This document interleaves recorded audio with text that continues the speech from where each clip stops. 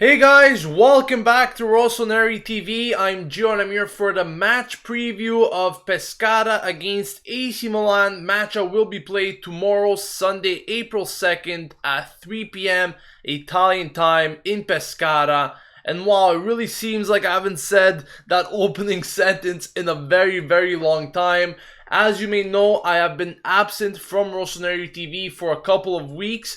I've been getting messages sent on Twitter, Facebook, where are you, Gio? What's happening to the channel?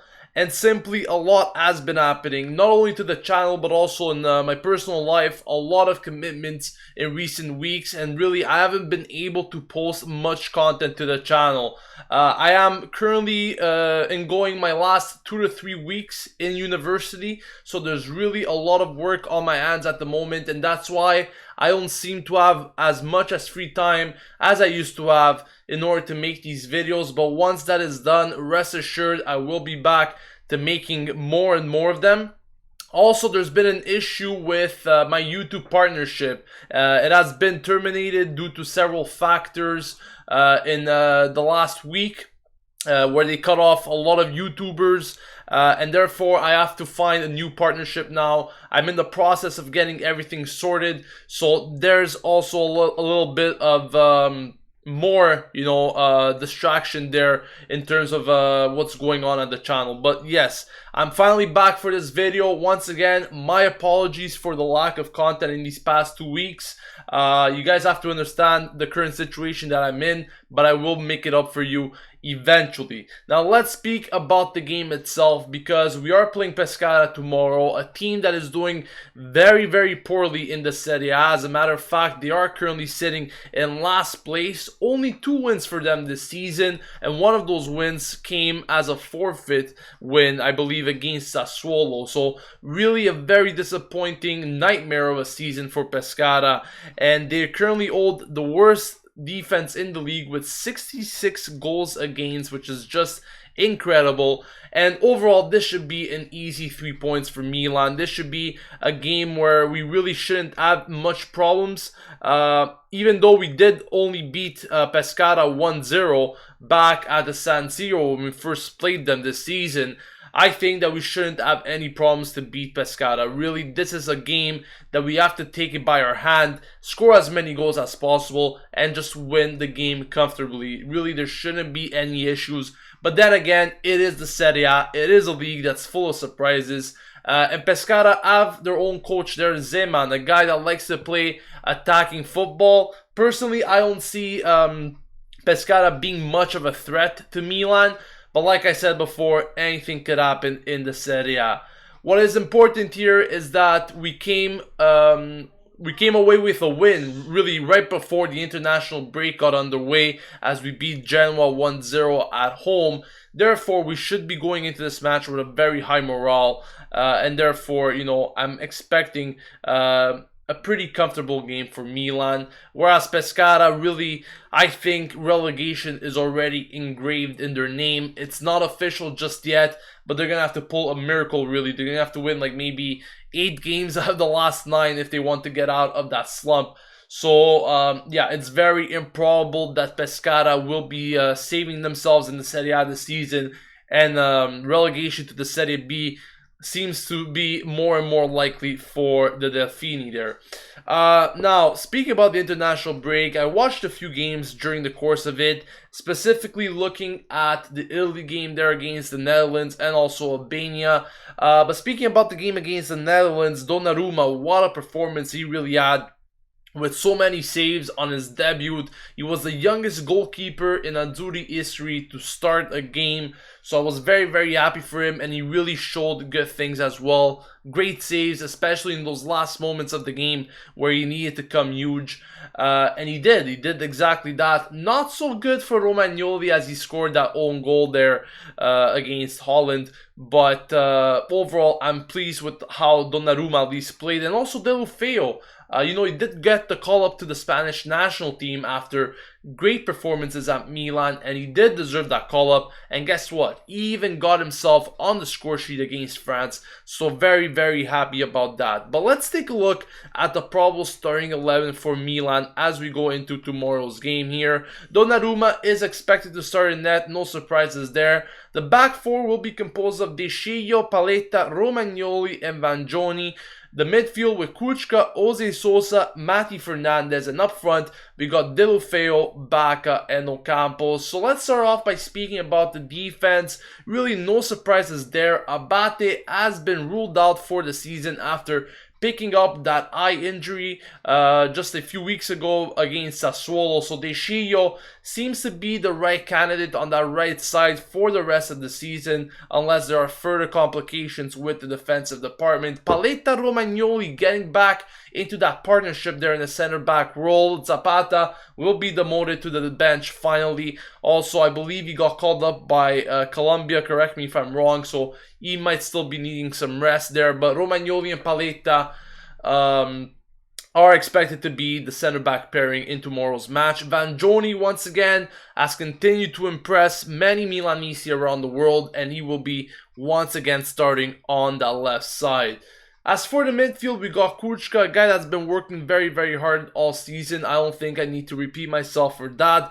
Jose Sosa will be in that middle. Locatelli has not been playing too well recently, but Jose Sosa will be getting that start, it seems. And Mati Fernandez, the goal scorer against Genoa, the guy that gave us the 3 points, is expected to once again get the tip here, and he will be playing as a left mid, it seems. And I have to say, I pretty much agree with that. You know, the guy got you the win, he got you 3 points, he had a very positive performance against Genoa, so why not make him start again? And this is exactly what's happening, as Mati Fernandez will be more than likely getting the start there tomorrow. Up front, we got Deulofeu, like I said before, the goal scorer against France for the Spanish national team this past week.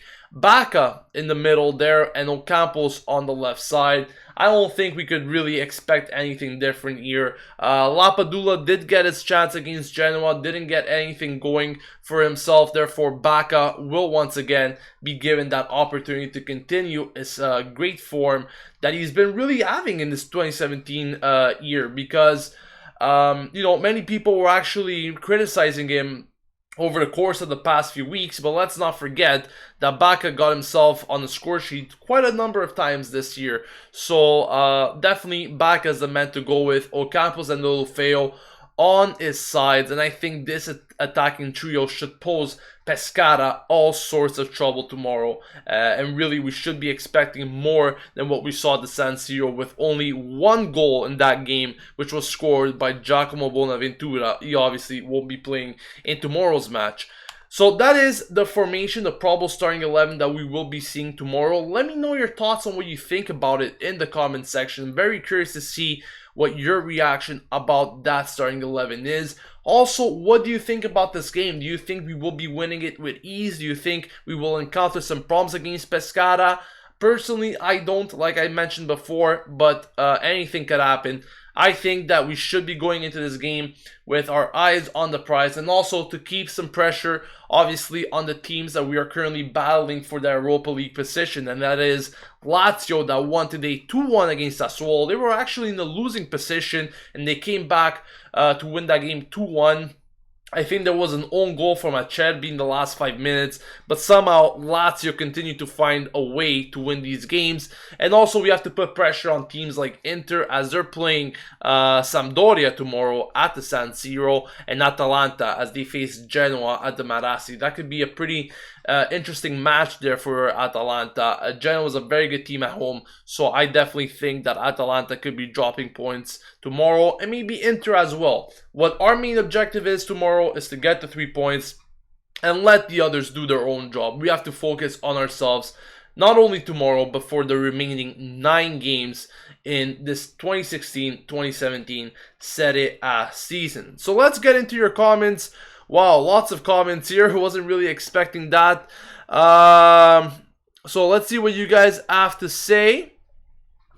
A lot of you guys are probably speaking about the Chinese takeover. I don't really want to make any comments on this. Like I mentioned 2 weeks ago, until everything is set in stone, until everything is officially confirmed, I won't make any further comments, because even though, yes, I've read about reports about this new group that wants to join and help out the team in payments and so forth, and they're actually willing to supply the funds to buy Milan, I really won't make any further comments until all of this is official and until we have some confirmation from the club itself. Other than that, I don't think I should be making any more real comments on that. Ed Figo says we will win against Pescara. I am Nick says Lapadula is better as a super sub, and I do agree with that. I think we've seen it over and over again this season when Lapadula, yes, he was doing some good games. He was having good games even as a starter. But simply, I think he was much more influential and fundamental to the squad's success coming in as a super sub. Because as we always seen with Lapadula, when the 75th minute hits or the 80th minute, this guy comes on, gives his full energy, and somehow finds the back of the net. We've seen it over and over again. Now he will be facing his former side, because let's not forget that Pescara is his former team. He has come from Pescara last summer. So whether or not he will be getting some minutes, that all remains to be seen. Obviously, Montella is the one making the decisions here. But I'm very, very curious to how he's going to approach this game, because let's not forget all the success that he's had at Pescara last season when he scored over 30 goals. Definitely, it is a very important game for him, a game that he needs to, showcase if he gets that chance. Billy says, I think that we might have to worry just a bit because most of Pescara's players aren't playing internationally, but some of Milan's are. I don't personally see that as a big difference. What I mean by that is, yes, Pescara's, I don't think they have any international players. They might have one or two, but I don't really think that's a real problem to me, because let's not forget that even the internationals that did play in their respective national teams, their games were either on Tuesday or Wednesday, so they did have at least 4-day break in between. And personally, I don't see that as an excuse. This is Pescara. We are not playing against Juventus. We are playing against a team that does deserve to be in the Serie B this season for what they have shown. So I personally don't think that that should pose us any problems. Moving on with some other of your comments. Okay. Milan Butch says, despite Fernandez's goal, I would have preferred Locatelli in the middle and Sosa on the left. That's also another option, but I would prefer to see Jose Sosa playing in the middle. I don't see him really playing that well on the side. Let's not forget against Lazio when he replaced Locatelli, what sort of performance he had. And also against Fiorentina when he did that beautiful assist. Obviously was counted for offside, but really he's had an impactful performance in many games when he was starting in that middle role. So I would keep him there, and I would see Mati Fernandez stay on the left side personally. Paulo Solo says we need to trash Pescara to build confidence. We need to put our best possible. Ideal Shaqiri, he says salute me. Electrical Drift says, I heard that Donnarumma that is quitting from Raiola because he wants to stay at Milan. I haven't personally heard any confirmations regarding that. Once again, I'm going to refrain from talking about any false statements or false reports, because simply, unless it's confirmed by anyone, then that's when I'm going to be mentioning it. Of course, here on Rossoneri TV, we want to keep things authentic. Therefore, I will refrain from mentioning about such things. Paul Solo says we have to win 4-1. Why 4-1? And we could win with no goals against. That'll be better. Lagardo says we need a top team performance tomorrow.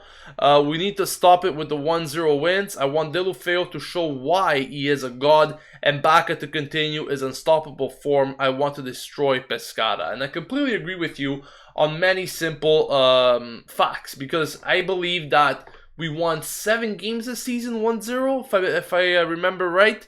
But yeah, definitely we haven't seen Milan trashing teams in a very long time. I think we are playing against the league's worst defense. Like I said before, 66 goals against in 29 games. That's more than 2 goals against the game for Pescara, and that's really, really poor in the Serie A. So we should be able to pound these guys. We should be able to score at least 2 or 3 goals, and definitely need to keep a clean sheet, because how can we concede against Pescara, in all honesty? But yeah, I agree with you. I think we need a top performance, because like we've seen there with Inter when they played Atalanta, you know, even though they were more or less at the same level in terms of points, Inter showed why they were the dominant side against Atalanta, and they scored 6-7 goals against them at the San Siro. Why aren't we able to do that? Not even against Atalanta, but a team like Pescara. We shouldn't be having any mercy. That's my point. Yes, there's a certain thing about respect, but this is professional football, and we need to get as many goals as possible, because that could be the difference at the end of the season. So yes, I do agree with that. Aniket says Gio Baca didn't contribute his league form for Colombia. Hopefully his form for Milan continues. We absolutely need the pre-break Baca to keep up with the top 6. Yeah, I agree with you. I mean, Baca needs to get back to his scoring ways. I mean, he's been scoring a lot. Whether or not he hasn't been scoring for Colombia really doesn't matter much to me, because at the end of the day, unless there are any Colombian subscribers, I could give 2 shits about it, to be honest. As long as he does good for Milan, that's all I care about. I don't really care about how players perform for international, of course, besides Italian players, that I'm currently Italian. So obviously I'm gonna, support them. But other than that, for players that don't play for Italy, that's all I wanted to do. It's to focus on Milan and nothing else. Adriano Dinardo says Lazio won today. Atalanta and Inter have relatively favorable matchups against Genoa and Sampdoria, so we absolutely need the 3 points tomorrow. I don't think they're really favorable matchups, if you ask me, because Genoa and Sampdoria, yes, are not the best teams. Of course, I completely agree. But there are always the 2 teams that fight the most, and there are teams that could definitely rip points out of their opponents at any point in the season. And I think, especially Genoa playing at home, they're such a strong team at home, and I think, they could get something done against Atalanta. Inter probably will win against Sampdoria, but there's also a chance they could drop some points there. Anika says, Gio, who do you think will start? Will Lapadula start because he knows the opponent well? And what do you expect from Ocampos in the match? Well, I already spoke about the probable starting 11, so my perception on who will start hasn't changed. I've already shown you that. In terms of Ocampos, yeah, I think he's going to have a positive match. He did good things against Genoa, I remember. Many people were very skeptic about him. They really weren't sure of what to make of Ocampos when he joined Milan. And I have to agree, he really didn't have the best of performances. I think it's more of, he's increasing in his performances level. I think he's slowly getting integrated into the team. I think he still needs a lot of work, that's for sure. But from what I've seen at the beginning, when he first joined the team to what I'm seeing now, there's definitely a difference. And I hope that difference increases even more for the better, of course. Is Suso available for Pescara? No, he is not. He has not been called up. Of course, I think he still has problems.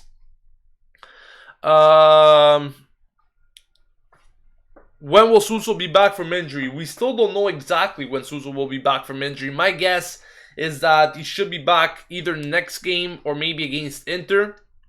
I really don't see that Suso should be out for more than that. At least that's what I think. Bartek says, plus if we had Giacomo back, yeah, definitely. I mean, if Bonaventura was still at Milan, that would have been a big difference. But what can we do about it? Definitely Bonaventura is a big loss, but I think we coped rather well. I was expecting way worse when Bonaventura got injured, but definitely guys like Deulofeu have made the difference felt way less than what it's supposed to be. So I'm happy about that, but there's still 9 games, 9 finals that we need to make sure to get the best out of, and we need to really focus on these games individually, because that's exactly what we need to do in order to win these games one by one. Lagarto says, I hate how the Serie A this season is so complicated. The race to Europa League feels like the race to the Champions League because no team drops points, and as we lose, we are done.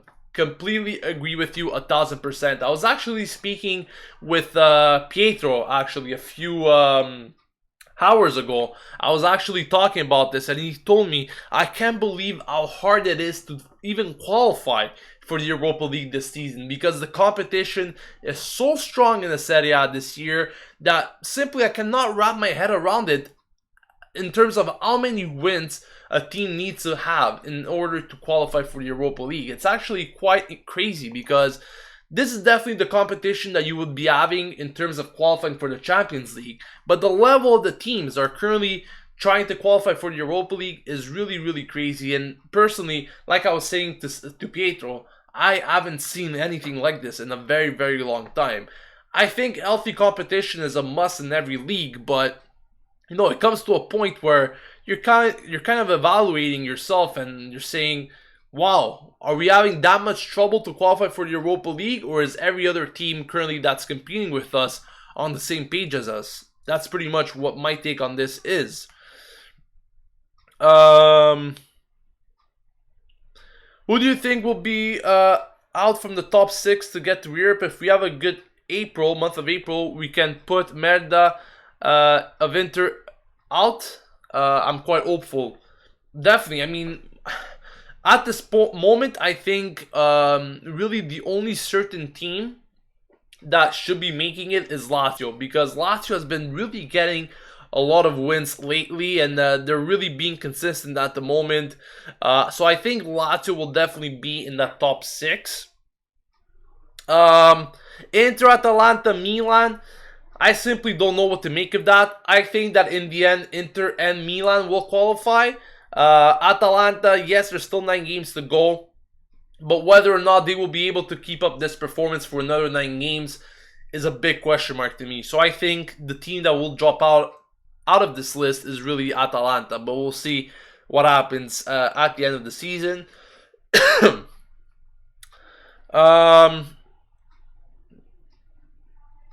Let me see some more questions for you guys before I sign off. Dave Nani says, Joe, did you watch Deulofeu against France? Yes, Dave, I did watch him, as I mentioned before. Very happy for his goal, and I'm happy on how he performed. Really, I think he fully deserves that chance to play at Spain for what he's shown at Milan. So I'm very, very happy about that.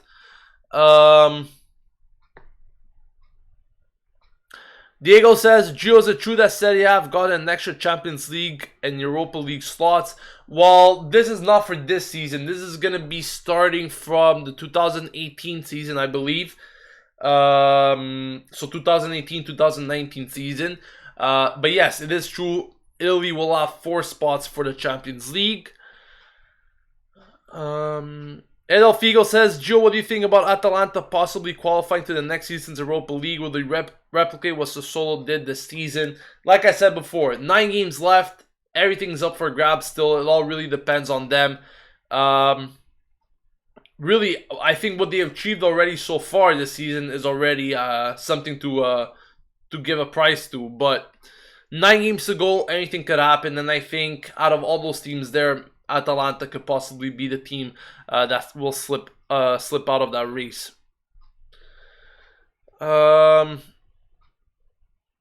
I am Nick says, Gio, thoughts of us signing Keita from Lazio? Spoke about this back in January, actually.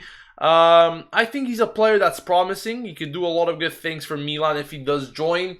Definitely one of the wingers that Fasson and Mirabelli are looking forward to add in the summer, alongside others such as Bernardeschi. But yeah, Keita is a good player. I would personally prefer Bernardeschi though if I had to choose between the two. Aniket says, Gio, are you worried about losing Deulofeu now that he's caught the eye of many international teams? I hope Montella brainwashes him to stay. Well, a lot doesn't really depend on Montella or Deulofeu. Let's not forget that Barcelona still have the rights to him. From what I read in the report, I think Barcelona will be asking for about 12 million euros to sign Deulofeu. Now, this is honestly a big question for me, and I think I will be making a video further on, maybe next month or something, regarding the situation about Deulofeu. Let's not forget that there's still 9 games to go. Yes, he's shown very good things, but I want to see how he ends the season before making any proper judgments. But speaking about the price tag, 12 million euros. Personally, I think if the money comes in, we should be able to pay it off. If the money doesn't, then let's not forget that we always have Bonaventura, and that is our primary player. Deulofeu was brought in to replace Bonaventura. Let's not forget that. So, definitely I would like to keep Deulofeu if we get the chance to, but there's also questions of where and how much will he play once Bonaventura is back. So we're going to have to definitely see about that later on in the season.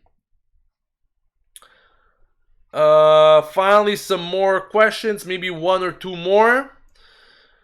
Do I think we have a chance of signing Bernardi? Oh, I mean Berardi from Sassuolo. Bernardi. I was like, who?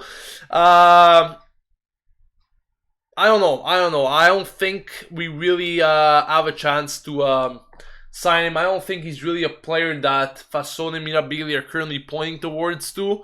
But yeah, I don't know. I don't think we really have a chance, or we are really willing to sign him, to be honest. One last question here from Aniket. Does changing the midfield every match hurts getting a rhythm for Milan? Yes and no. I think we need diversity in that midfield, because sometimes, actually more oftentimes, we see Milan having that lack of creativity in that midfield. So I think sometimes, a change in that midfield is really fundamental. It's really needed for in order to create more ideas to the team. So I don't really think that changing the midfield over and over again really hurts the team. I think it promotes healthy competition, like I said before. But at the same time, in the future, when and if we do qualify for European competitions, we cannot consistently change every game the midfield, because we need to have a particular set of players in that position, in that groove, to build chemistry and to win as many games as possible. So definitely this is more of a concern for the future than right now in this season. At least that's my take on it.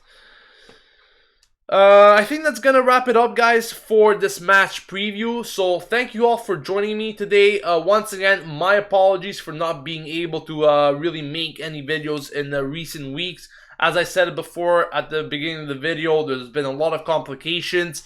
But I also want to make another announcement concerning tomorrow. As you guys already know, every game we do have live stream watch-alongs where we watch the game together, or at least you guys watch it from your own streams or TVs, whatever, and we do communicate throughout the game what is happening. And I said before that I'm currently having a few problems with the YouTube partnership. So until that is fixed, which should be fixed, at least my guess is early next week, we won't have any live stream watch-alongs, because there's definitely a lot of issues concerning the partnership and these watch-alongs. For other motives, obviously, some being financial. So we won't be making any live stream watch-alongs tomorrow, but don't forget that we will be having a match review, of course, where you guys could also call in via Skype to give in your take on the game. So for tomorrow, we will only be having the match review. There will be no live stream watch-along throughout the game. The live stream watch-along will most likely return for next week's game against Palermo. So that's only the announcement I wanted to make regarding tomorrow. Also, guys, don't forget to subscribe to Rossoneri TV to stay updated with AC Milan. And once again, thank you all for joining me today. This has been Gio, signing off, and as always, Forza Milan.